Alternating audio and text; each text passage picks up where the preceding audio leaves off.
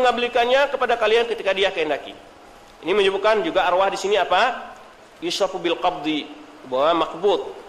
Kemudian hadis lain menyebutkan nasamatul mu'mini ta'irun ya'laqu fi syajaril jannah, yaitu jiwa orang mukmin, nyawa orang mukmin itu yaitu bagaikan burung, yaitu terbang, yaitu ta'irun, bahwa jiwa orang mukmin berterbangan, yaitu ya'laqu fi syajaril jannah, yaitu bergantungan di pohon-pohon surga. Ini menunjukkan bahwa arwah, ini menunjukkan bahwa arwah itu berdiri sendiri, dia memiliki terbang dan juga bergantungan, kemudian juga dipegang dan diambil dan seterusnya. Ini menunjukkan bahwa itu makhluk. Wasati fil kalam ala adzabil qabri adilatun katsira, akan datang penjelasan insyaallah tentang azab kubur dengan dalil-dalil yang banyak. Min khatabil malakil maut laha, yaitu bahwa malaikat maut berbicara kepada jiwa tadi. Wa annaha takhruju tasilu kama tasilu qatratu min fifis saqa. Ya. Yang mana di dalam hadis siapa yang menyebutkan hadis azab kubur? Bara bin Azib, yaitu bahwa disebutkan bahwa jiwa itu keluar, nyawa itu keluar dari tubuh itu bagaikan ngalirnya air dari mulut cerek ya, tahu cerek ya, teko. Kalau teko itu Pekanbaru, di sini nggak tahu teko. Dia itu keluarnya air minum dari mulut cerek, itu ya. Nah, begitu kalau jiwa mukmin, tapi kalau jiwa al-kafir wa munafik kama tuntaza'u safut. Ya, sebelumnya dicabutnya sikat besi dari ijuk. Sulit sekali jiwa orang kafir itu keluar. Ya, takut karena dia akan karena malaikat mengatakan ukhriji ila ghadabillah. Ini karena dia mendengar bahwa disuruh keluar untuk pada kemarahan Allah, pada azab Allah. Wa anna tas'adu wa tujadu minha wa yujadu minha minal mu'min kataibir rih. Dan bahkan ruh itu juga punya sifat lain, yaitu ada bau yang harum. Kalau jiwa orang mukmin atau ruh orang mukmin, wa anna tas'ad, naik ya menuju Allah, dibukakan pintu langit dan seterusnya. Bahkan malaikat lain bertanya, ruh siapa yang begitu baunya ini? Wa yujadu minha minal mu'min kataibir ruh, kataibir rih. Jadi kalau jiwa orang beriman, kalau ruh orang beriman itu adalah memiliki bau yang harum sekali. Wa minal kafir ka'antanir rihi ila ghairi dzalika minas sifat. Bahkan kalau ruh orang kafir, nyawa orang kafir itu busuk sekali. Ya. Nah, ini menunjukkan bahwa ruh itu bukan sifat Allah. Masa sifat Allah ada yang bau, ada yang harum, ada yang diambil dan seterusnya, enggak mungkin. Nah, kemudian wa ghairi dzalika minas sifat, dan lain demikian dari sifat-sifat ruh tadi. Wa ala dzalika ajma' salaf. Ya, dalam hal seperti itulah salah bersepakat menjelaskan bahwa ruh itu bukan sifat Allah tapi adalah makhluk, dan ruh itu memiliki sifat-sifat yang begitu banyak. Ada yang bau harum, ada yang bau busuk, ada yang radiyah, ada yang maghdubah, mamsuk, wa mursal dan seterusnya, makbut dan naik ke langit dan seterusnya. Kemudian wadal aqlu, ini dan juga yang ditunjukkan oleh akal, walaysa man khalafa siwa dhanun al-kadhiba. Orang yang menyalahi pendapat yang disebutkan di atas, kecuali mereka tidak memiliki kecuali hanya sekadar sangka-sangkaan bohong saja. Wasyubahil fasidah, atau keraguan-keraguan ya, atau syubah al-fasidah.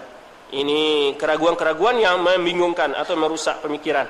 Allati yu'aradu biha ma dalla 'alai nususul wahyi wa adillatul aqliyah.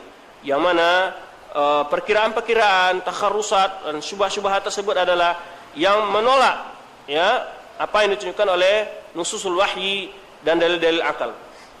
Baik. Amma ikhtilafun nas fi musammin nafsi war ruh, adapun perbedaan pendapat manusia tentang yang disebut ya jiwa dan ruh, hal huma mutaghayyiran, apakah duanya berbeda atau musammahuma wahid. Ini pembedaan lagi, tadi kan disinggung perbedaan manusia, apakah ruh itu jasad saja, apakah manusia itu jasad saja, nafsu ruh. Dalam menyebutkan nama nafsu wa ruh. Ruh itu apakah dia ada istilah nafs, ada istilah ruh. Apakah antara nafsu dan ruh ada perbedaan atau keduanya sama? Bukan masalah jasad dan ruh lagi. Ini masalah istilah an-nafsu wa ruh, nafsul mutmainnah. dan ruh. Nah, apakah sama antara nafsu dengan ruh? Nah, hal huma mutaghayyiran, apakah keduanya berbeda? Atau musamman wahid, atau untuk satu benda dua nama, atau untuk satu penamaan. Petahqiq anna nafsa tutlaq ala umurin. Nah, kalau dilihat di dalam Al-Quran dan Sunnah kan istilah nafsu itu ditetapkan di atas permasalahan yang banyak. Ya, berbagai hal. Wa kadzalika ruh, demikian pula ruh. Ya. Fa yatahidu madluluhuma taratan wa yakhtalifu taratan. Kadang-kadang sama-sama menunjukkan satu, bisa ruh dimaksud jasad, jika ruh bisa maksud nyawa, bisa nafsu bisa maksud nyawa atau jasad. Ini dan atau tergantung dengan siyagul kalam. Jadi kadang-kadang bisa yang dimaksud sama antara ruh dengan nafs, an-nafsu, kadang-kadang berbeda. Bisa nafsu lain, bisa ruh lain lagi maksudnya.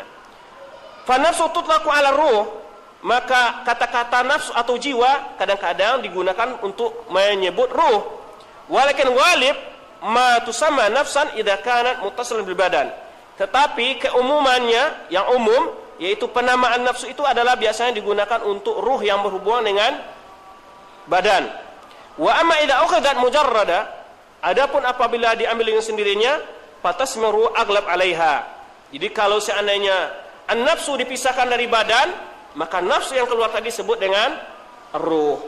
Nah.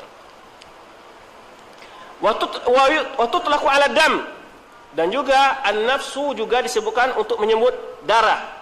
Dalam hadis ma la nafsa lahu sa'ilatan la yunjisil ma idza mata fihi. Ini nafsu di sini maksudnya apa di sini? Itu dam. Di nafsu bisa berarti jiwa, berarti ruh, berarti darah, berarti manusia, ya kan? Bisa dan seterusnya, banyak makna dalam penggunaannya. Maka kadang-kadang kata-kata an-nafs juga digunakan untuk menyebut darah. Dalilnya apa? Sebenarnya tersebut dalam hadis ma la nafsa lahu sa'ilatan la yunjisul ma idza mata fihi, yaitu makhluk yang tidak ada darah mengalir di dalam tubuhnya tidak mengotori air apabila mati dalam air. Contohnya apa?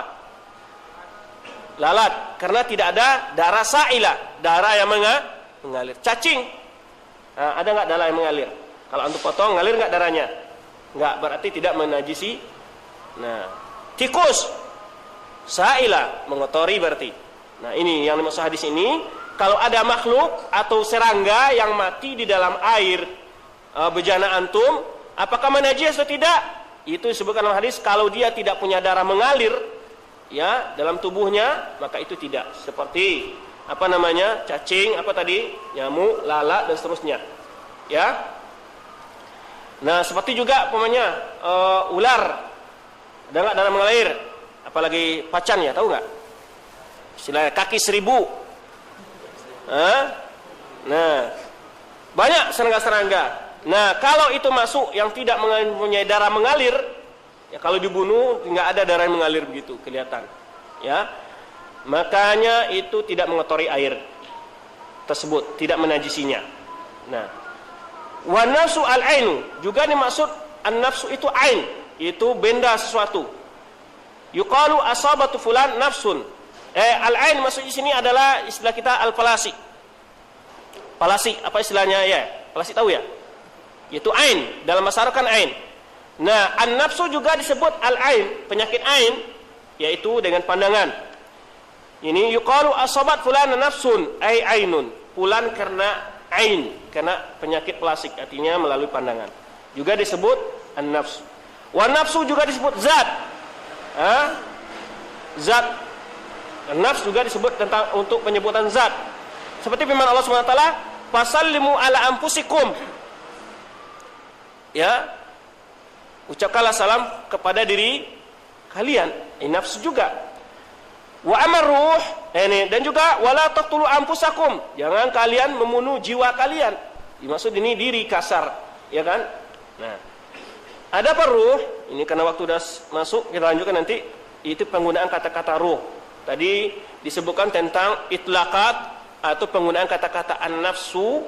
Ini bisa masuk jiwa, bisa masuk ruh, bisa masuk darah, bisa maksud memang tubuh kasar kita ini, supaya wala taqtulu anfusakum, ini dan seterusnya.